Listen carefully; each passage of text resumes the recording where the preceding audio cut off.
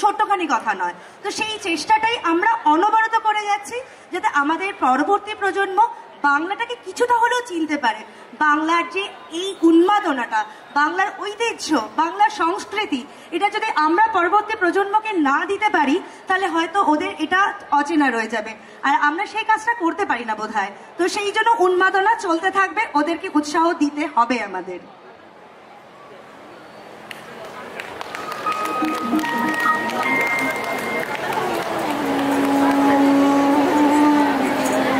নমস্কার, আজকে আমি বলবো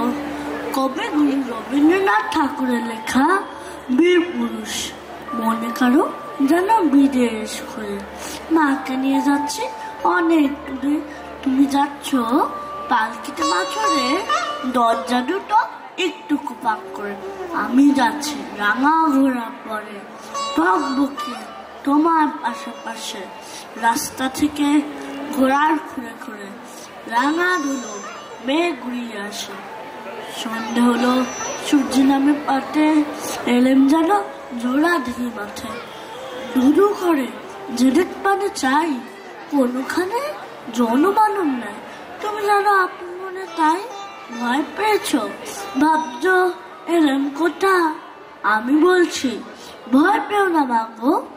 ওই দেখা যায় মরা নদীর শ্রোতা, চোর কাটাতে মাছ গিয়েছে থেকে, মাঝখানে একটা পট গিয়েছে বেঁকে, গরু বাছুর নেই গো কোনো খানে, সন্ধ্যতেই গাছের গায়ে পানে, আমরা কোথায় যাচ্ছি কে তা জানে, অন্ধকারে দেখা যায় না বলো, তুমি জানো বলছে আমায় ডেকে, দিঘির ধারে ওই দিকে সে আলো, এমন সময় হা রে রে রে রে রে রে, ওই জায়গার আশ্বাসে ডাকছে রে, তুমি ভয় পালকিটা কোনে, ঠাকুর ডাক্তার স্মরণ করছো মনে, বেয়ারাগুলো পাশে কাটা মনে, পালকি ছেড়ে কাঁপছে থরো থরো, আমি যেন বলছি তোমায় ডেকে, আমি আছি ভয় কেন মা করো, হাতে লাঠি মাথায় ঝাঁকড়া চুল, কানে তাদের গোজা রবার ফুল, আমি বলি দাদা খবরদার, এক পাকা ছাড়ছিস জুলিয়ার, এই চেয়ে দেখ আমার তলোয়ার, টুকরো করে তোদের সেরে, শুনে তারা লম্প দিয়ে ওঠে, চেঁচিয়ে উঠলো হা রে রে রে রে রে রে রে রে রে রে, তুমি বললে যাস না খোকা রে, আমি বলি দেখো না চুপ করে, ছুটে ঘোড়া গালে তাদের মাঝে, ঢাল তলোয়ার ঝনঝনিয়ে বাজে, কি ভয়ানক লড়াই হলো মাঝে, শুনে তোমার গায়ে দেবে কাটা, কত লোক যে পালিয়ে গেল ভয়, আর কত লোকের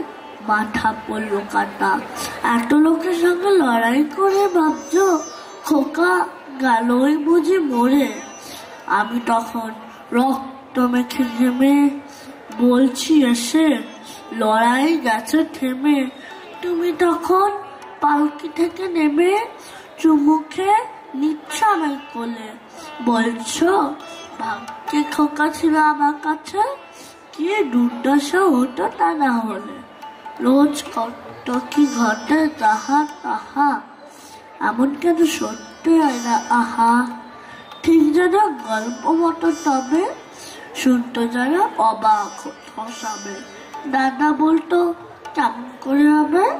খোকার গায়ে এত কি জোর আছে, পাড়ার লোকে বলতো সবাই শুনে, ভাগ্যে খোকা ছিল মায়ের কাছে। নমস্কার।